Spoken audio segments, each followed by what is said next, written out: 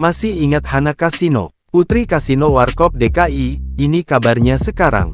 Warkop DKI tentunya memiliki kesan tersendiri bagi penikmat film era 70-an yang sulit dilepaskan hingga kini. Tak hanya nama besar sang artis saja, keluarga mereka juga tak luput dari sorotan hingga sekarang.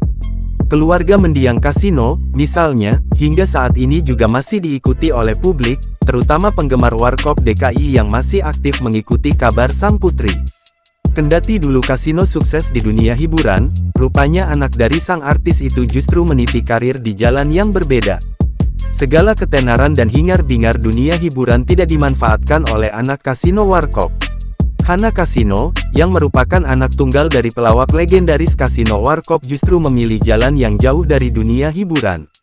Sepeninggal sang ayah, Hana tumbuh menjadi sosok perempuan mandiri, dan kini tinggal bahagia dengan keluarganya. Hana memiliki usaha toko kue yang terbilang sukses. Ia berhasil meraup pendapatan dari usahanya berjualan kue tersebut. Hana Kasino hidup bahagia bersama keluarga kecilnya. Ia menikah dengan seorang pria bernama Ricardo Iskak pada tahun 2003. Mereka pun dikarunia seorang anak perempuan bernama Amata Mahesraya Jelantik. Hana kerap membagikan momen bahagia keluarga kecilnya, mulai dari merayakan ulang tahun bersama hingga bepergian bersama.